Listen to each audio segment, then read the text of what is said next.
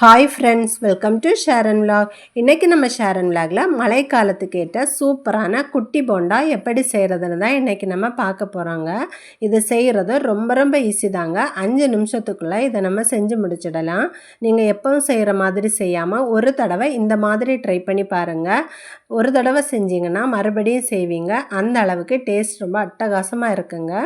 இப்போ இதை எப்படி செய்கிறதுன்னு பார்க்குறதுக்கு முன்னாடி நீங்கள் இப்போ தான் நம்முடைய சேனலை ஃபஸ்ட் டைம் பார்க்குறீங்கன்னா சப்ஸ்கிரைப் பண்ணுங்கள். பக்கத்தில் இருக்க பெல் சிம்பிளை கிளிக் பண்ணுங்கள். இப்போ வாங்க எப்படி செய்கிறதுன்னு பார்க்கலாம். இப்போ இந்த போண்டா செய்கிறதுக்கு நான் இன்றைக்கி 1 கப் அளவு மைதா எடுத்திருக்கேங்க. இந்த கப்பால் தான் நான் எல்லா அளவுகளையும் அளந்திருக்கேன். இது கூட 1/2 கப் அளவுக்கு கடலை மாவு சேர்த்துக்கோங்க. 1/4 கப் அளவுக்கு பச்சரிசி மாவு எடுத்துக்கோங்க. கடையில் வாங்கினதாக இருந்தாலும் சரி, வீட்டில் இடித்ததாக இருந்தாலும் சரி. இது கூட ஒரு பெரிய வெங்காயம் சின்ன சின்னதாக நறுக்கி சேர்த்துக்கோங்க.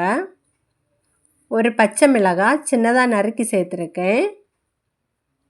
கொஞ்சமாக மல்லி இலை, கொஞ்சமாக கறிவேப்பிலை பொடியாக நறுக்கி சேர்த்துருக்கேன். கூடவே 2 ஸ்பூன் அளவு கெட்டியான தயிர் சேர்த்துக்கோங்க. தயிர் அதிகமாக சேர்க்க வேண்டிய தேவையில்லை. ஒரு 2 ஸ்பூன் சேர்த்தாலே போதுங்க.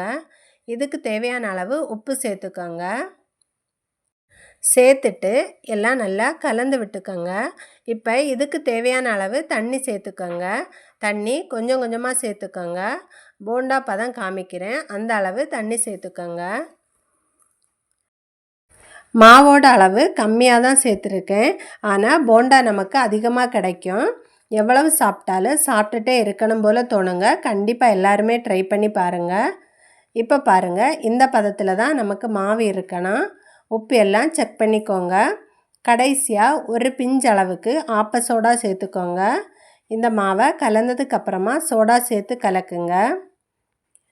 நல்லா கலந்து விடுங்க, எல்லா இடமும் படுற மாதிரி. போண்டா போட மாவு ரெடி ஆயிடுச்சுங்க. இப்போ கடாயில் தேவையான அளவு எண்ணெய் ஊற்றி, எண்ணெய் நல்லா சூடானதும் இப்போ சின்ன சின்னதாக கையில் எடுத்து போட்டுக்கோங்க. கையில் போட பயமாக இருந்தால் ஸ்பூனில் கூட நீங்கள் எடுத்து ஊற்றிக்கலாம். ரொம்ப சின்ன சைஸில் போடுறதால சீக்கிரமாக நமக்கு வந்து கிடைக்கும். ஸ்டவ்வை மீடியம் ஃப்ளேமில் வச்சுக்கோங்க, சீக்கிரமாக வெந்துடும். பாருங்கள், சின்ன அளவாக நம்ம போட்டது புசு புசுன்னு வந்திருக்கு. இப்போ பபிள்ஸ் எல்லாம் அடங்கினதும் வெளியில் நம்ம எடுத்துக்கலாம். இப்போ நமக்கு போண்டா ரெடி ஆகிடுச்சுங்க. ரொம்ப ரொம்ப டேஸ்டியான இந்த குளிருக்கு இதமான குட்டி போண்டா நமக்கு ரெடி ஆகிடுச்சுங்க. மழை காலத்தில் இந்த போண்டாவை செஞ்சு சூடான டீயோடு குடிச்சிங்கன்னா அவ்வளோ அருமையாக இருக்குங்க. கண்டிப்பாக ட்ரை பண்ணி பாருங்கள். ரொம்ப ரொம்ப சாஃப்டாகவே இருக்குங்க. நீங்கள் ஒரு தடவை செஞ்சீங்கன்னா மறுபடியும் செய்வீங்க. அந்த அளவுக்கு டேஸ்ட் ரொம்ப அட்டகாசமாக இருக்குங்க. இந்த வீடியோ உங்களுக்கு பிடிச்சிருந்துச்சுன்னா இந்த வீடியோக்கு ஒரு லைக் கொடுங்க. உங்கள் ஃப்ரெண்ட்ஸுக்கு ஷேர் பண்ணுங்கள். செஞ்சு பார்த்துட்டு எப்படி இருந்துச்சுன்னு கமெண்ட் பண்ண மறக்காதீங்க. தேங்க்யூ.